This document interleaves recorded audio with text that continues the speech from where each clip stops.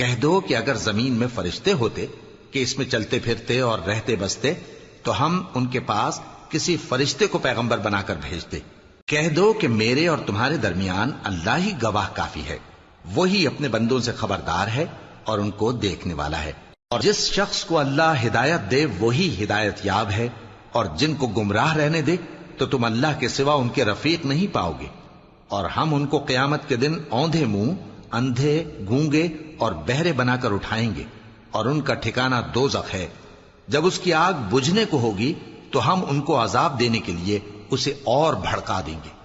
یہ ان کی سزا ہے، اس لیے کہ وہ ہماری آیتوں سے کفر کرتے تھے اور کہتے تھے کہ جب ہم مر کر بوسیدہ ہڈیاں اور ریزہ ریزہ ہو جائیں گے تو کیا سر نو پیدا کیے جائیں گے؟ کیا انہوں نے نہیں دیکھا کہ اللہ جس نے آسمانوں اور زمین کو پیدا کیا ہے اس بات پر قادر ہے کہ ان جیسے لوگ پیدا کر دے، اور اس نے ان کے لیے ایک وقت مقرر کر دیا ہے جس میں کچھ بھی شک نہیں۔